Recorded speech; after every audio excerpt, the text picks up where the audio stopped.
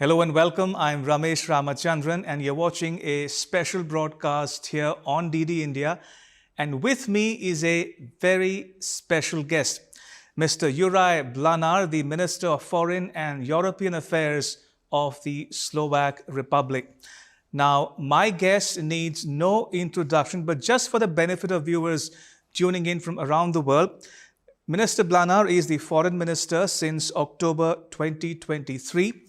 He has been a member of the Slovak Parliament from 2002, of which he has been the Vice President since 2020, and he is also the Vice President of the SMER Social Democracy Party.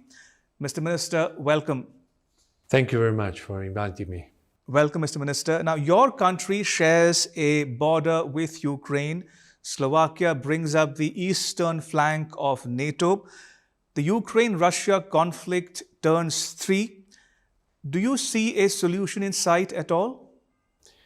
You know, this is a really complex issue because we could discuss a little bit deeply what was the reason why this started. But nowadays, we know that the Russia violated the international law, definitely, and this conflict with the Ukraine, we think after 2 years lasting, that there is no any military solution according to our opinion. So that's why from the beginning, as we was as a opposition, now we are ruling party, we still keep in this attitude that there is no any military solution. That's why we stop, for example, to deliver any weapons from the warehouses of our Slovak forces.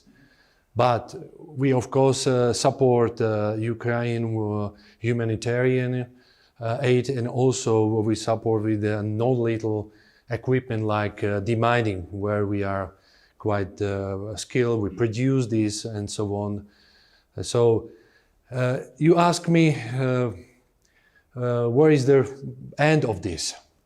It's very hard to say, but we think that the best for the conflict in Ukraine is to start any negotiation, any ceasefire negotiation is better than to be in conflict and to avoid any other death, which is not the solution. So that's our opinion, and we support this very much. And we also encourage European Union, because European Union was based on the peace, you know, after the Second World War. And we think that the European Union is doing just very small in this peacemaking process in Ukraine. And we pay even more than the Russians for this war, even we are not responsible for this, or, you know. Inflation and sanction and so on has very strong impact to our economy and living standard of the people.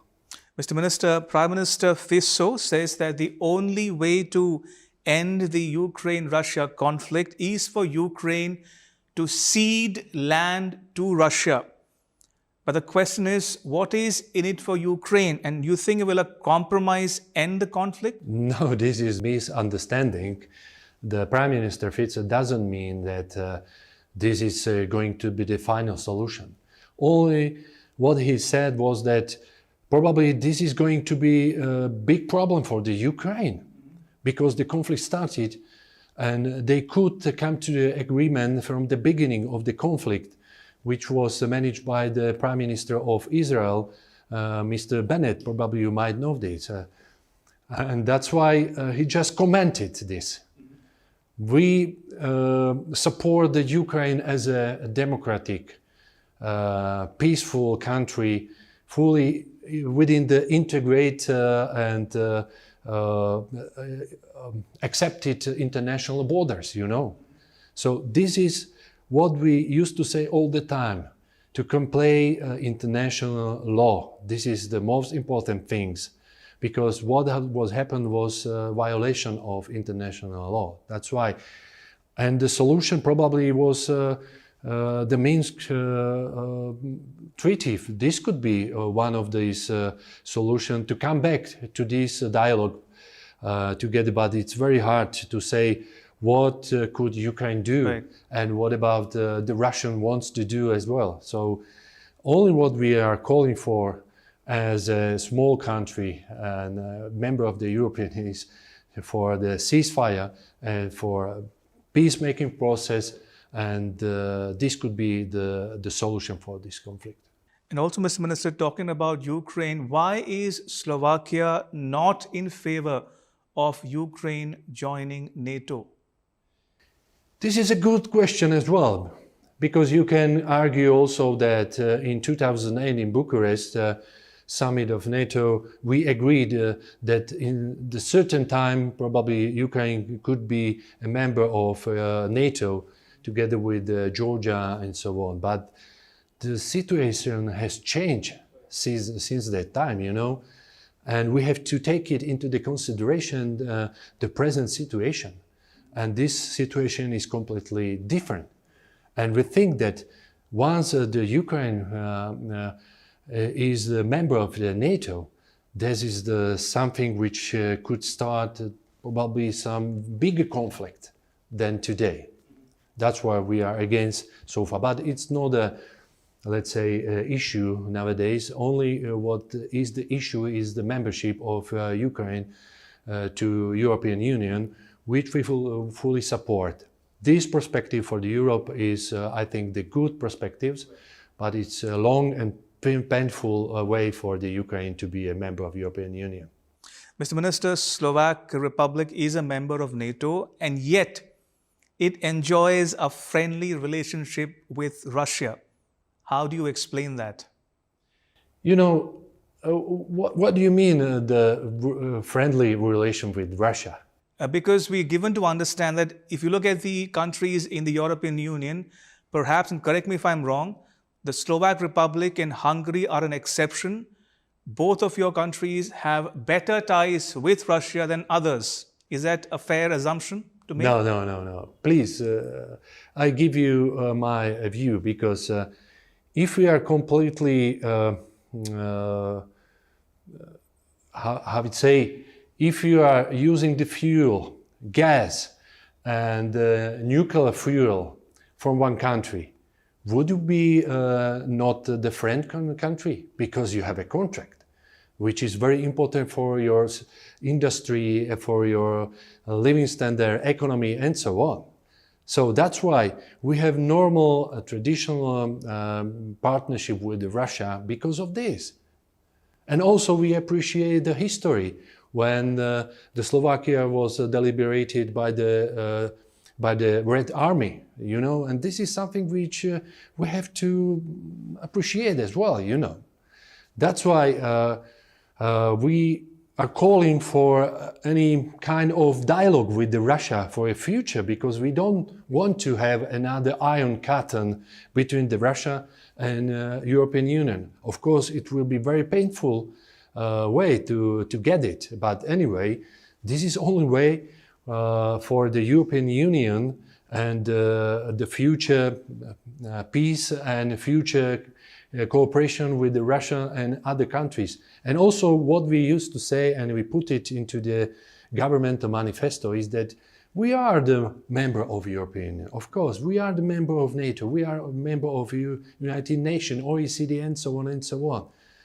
But that doesn't mean that we cannot do any other policy on all direction of the globe.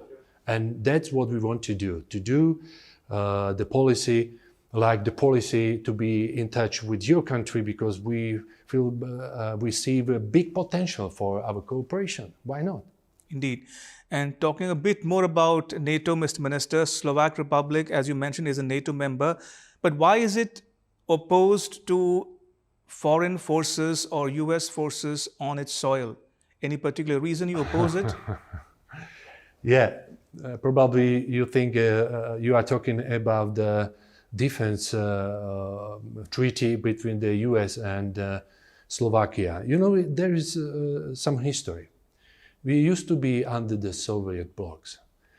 And we used to be occupied since 1968. You might know the Prague Spring and Mr. Dubček and so on. And this is our experience we have deeply inside, you know.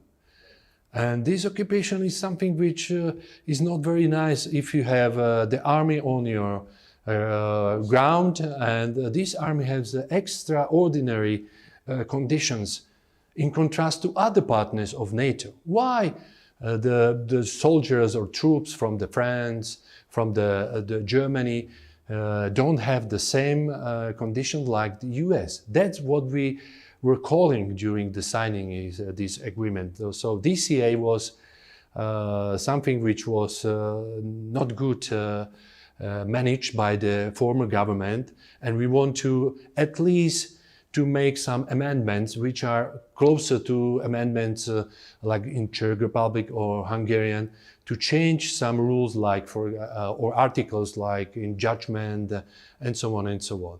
There is nothing against the US army. That's only we are just saying that this is something which is not necessary for our cooperation within the NATO. And one quick follow-up question, Mr. Minister.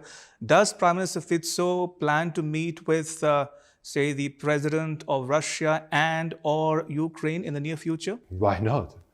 But so is it on the table that he's considering not yet, but we already met Prime Minister of Ukraine in Uzhhorod together with me and Ministry of Defense, and there was also our counterparts, because we think that the results are important. We don't want to show off and whatever.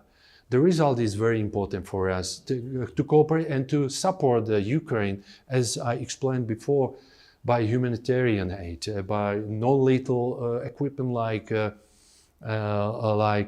Bozhena demining equipment, and also to talk about what we can do with the electricity connection and what we are going to do in the future with the gas pipelines, because the gas from the Russia is going through the Ukraine to Slovak Republic, and those very important issues are very important for Slovakia and also for Ukraine, how we can help them. You know, that's why we agreed that we organized another meeting together with the Prime Minister of Ukraine and our government in Slovakia, close to the border as well, to elaborate those very practical issues.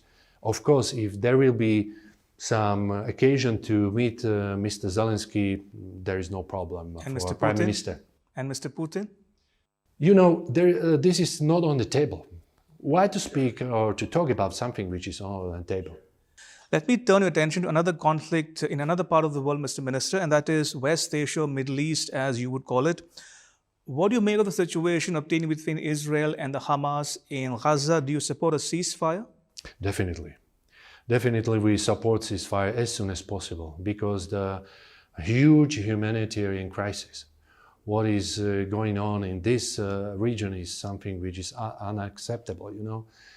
We condemn this terrorist attack of Hamas to the civilians, Israel civilians, more than 1,200 people, victims, which is unacceptable. And we also accept that Israel has power to self-defense themselves, you know, but in compliance with the international humanitarian law. Can you imagine that there are something like more than 28,000 casualties, civilian casualties on Gaza, on Palestinians, and 70% is the women and kids. Many humanitarian workers died, many even journalists died at that time. So this is something we cannot accept. That's why we support fully any peacefire process, and we are against any action of Israel army to the Rafah, because the density of this population is so high. you can avoid any casualties once you are present any military action. So ceasefire is only solution. But also you can ask what will be in the future. But what about, how do you look at US vetoing a UN Security Council resolution over and over and over again? You know, I don't want to comment too much the US because they support Israel, but they want also to be in compliance with the international humanitarian law. Of course, they had some explanation of this, because on behind is some negotiation, peace negotiation, and they thought that this could be some interruption of this discussion, very important discussion. But anyway, I think everyone in the world who see what is happening in this region is in favor of any ceasefire solution, definitely. And do you think a two-state solution is viable? That's what I wanted to explain Sure, at please. the end. Of course, we have to think about the future, and the future should be in two-state solution. Okay. But two-state solution is very hard because the Israelis is refusing this two-state solution because of many reasons like settlements and so on and so on. But I think we have to solve this problem. Otherwise, this region will be still unstable. And shifting focus to the Indo Pacific now, Mr. Minister, how do you, with the situation in the Indo Pacific, how would you describe your ties with China and Taiwan? You know, our official foreign policy is that we fully respect the China policy, one country, two systems. This is something which is agreed through all the political party within the country. So that's why we keep this in our foreign policy regarding of China. And we have, of course, some unofficial relation with Taiwan, business, culture, education. But we still respect this official policy, which says that one China, two systems. All right, let me now spend the next few minutes talking about Slovakia India relations, Mr. Minister. Let me start by asking about your visit to India. Who all have you met so far, and how did those talks go?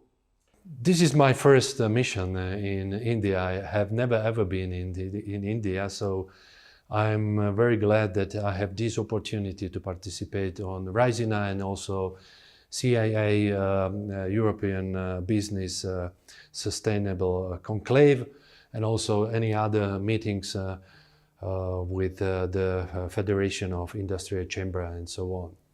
Also, I brought with me the biggest delegation, Slovak delegation, business delegation with 22 businessmen who are doing business already, and some of them wants to do the business in India. And also I had some bilateral meetings with the Secretary of Defense and Secretary of Defense Production, and also with the Ministry of Foreign Affairs or External Affairs, like you have in your country. It was very fruitful discussion because 1/3 of our delegation is the businessmen regarding of defense. Slovakia has a good history with India in a defense production, not only within the 30 years of being an independent country, but also during the ex-Czechoslovakia.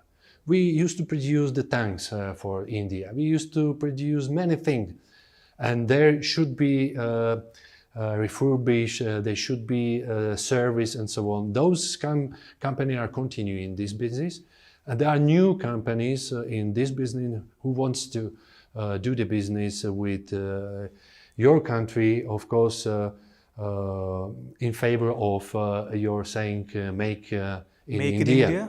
So we fully respect this condition, and we want to emphasize this cooperation. But also there are any other companies like biofuels, cyber protections companies, and also the companies regarding methodology They are very famous here for 20 years doing the business. So this is something which is very promising, and I had a very good emotion from the meetings I have had already. Also, the meetings which is ongoing right now in our embassy here in Delhi is B2B negotiation. Mr. Minister, how has the perception of India in the Slovak Republic changed over the years? How would you describe or characterize bilateral ties as they exist today and looking ahead to the future as well? We have very fruitful and very friendly cooperation and relationship since the Slovakia became an independent country, and we don't have any open issue. Only what we want to do to emphasize our cooperation and also to cooperate on the multilateral level, which is very important, and India is going to be one of the very distinguished player in this matter, because you have made very great achievement during the G20. To bring the African Union to the table was a wonderful achievement, and my congratulations. And any other, like in moon, what it's called, Moon landing mission, yeah, and so on and so on. So another initiatives like IMEC, it's India, Middle East, European so corridor, is which Slovak is very Republic important. interested in Yeah, definitely, because it's about the business. right. And that's why we have to talk about the security and world security on the multilateral level regarding, for example, the Red Sea attacks and so on. This is the corridor we are talking about. So I think that this cooperation is in a very good shape. Look, within the 2 years, there were 4 meetings of foreign ministers, which is on the higher level. And this is something we can use as the foundation for the future cooperation. And that was a result also very nice meeting with Minister Chaikansar I have done before. So are you looking forward to a higher level visit between the two prime ministers in the near Why future? not? Why not? Because there are many initiatives regarding for example, joint economical meetings, and we want to establish some MOU, so Memorandum of Understanding. We signed one today with the Bureau of Indian Standard and our counterpart in Slovakia. We want to continue with this mission of economical, how it's called, committee. So there are many and broad challenges we face, and we can put on the table for a final meeting of our prime ministers, which could be fruitful for the future cooperation. Mr. Minister, I'm approaching the end of my time, so just a few more questions so that our viewers get to know you better. If I were to ask you, do you have a hobby, Mr. Minister, a pastime maybe? How do you like to spend your leisure time? You know, I am the sportsman. I used to do the light athletic. At that time, I am the champion of ex-Czechoslovakia and Slovakia. I run and high jump and relay. But also I played football, of course. Football is very famous in Slovakia. But nowadays, as hiking, it's my pleasure to do when I have a time. And also, my pleasure is to ride a bike, motorbike. This is another part of my. And I'm told that time. your other interests are endurance race and rally competitions. Do you still find time You have to a good pursue? You have a good information. Yeah, I used to do also the rally competition, but we finished with my brothers in 1995. But it was very nice period of our driving experience, really. All right, on that note, Mr. Minister, may I thank you so much for joining us and sharing your thoughts and views with our viewers at home and abroad. Thank you for your time. Thank you very much for this discussion and for your people who are watching this Slovakia a little bit. Thank you once again. Thank you. And with that, it's a wrap on this special broadcast. But news continues here on DD India. You can catch all the latest updates on our social media, mobile and digital platforms. Thanks for watching. Bye-bye.